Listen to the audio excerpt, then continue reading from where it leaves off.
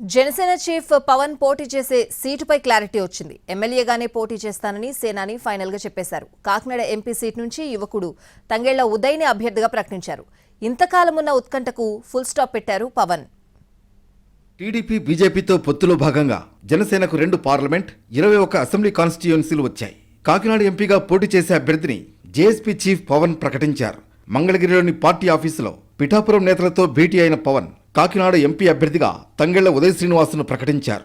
ఉదయ్ తన కోసం ఎంతో త్యాగం చేశారని, భారీ మెజార్టీతో గెలిపించాలని కార్యకర్తలకు విజ్ఞప్తి చేశారు. నన్ను ఎంపీగా పోటీ చేయమని ప్రధాని మోడీ, అమిత్ షా చెబితే ఆలోచిస్తా. అప్పుడు పిఠాపురం నుంచి ఉదయ్, కాకినాడ ఎంపీగా నేను పోటీ చేస్తాం అని పవన్ తెలిపారు. పిఠాపురంలో కులాల ఐక్యత మొదలైందని జనసేన అధినేత పవన్ కళ్యాణ్ అన్నారు. ఆ నియోజకవర్గానికి చెందిన పలువురు నేతలు, కార్యకర్తలు పవన్ సమక్షంలో జనసేనలో చేరారు. గెలుపు కోసం మాత్రమే పిఠాపురం నుంచి పోటీ చేయట్లేదన్న పవన్, గాజువాక, భీమవరంతో పాటు పిఠాపురం కూడా తనకు ముఖ్యమన్నారు. కేంద్ర నాయకత్వం 2 అడిగారు నన్ను, నువ్వు ఎమ్మెల్యేగాను పోటీ చేయాలి, ఎంపీగాను పోటీ చేయాలని.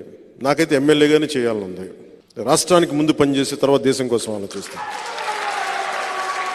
కానీ ఎంపీ జనసేనదే. ఉదయ్ నా కోసం ఇంత త్యాగం చేశాడు కాబట్టి ఉదయ్ని ఎంపీ క్యాండిడేట్గా పంపిస్తాను. అయితే ఇంతకాలం పవన్ కాకినాడ నుంచి ఎంపీగా పోటీ చేస్తారని ప్రకటించారు.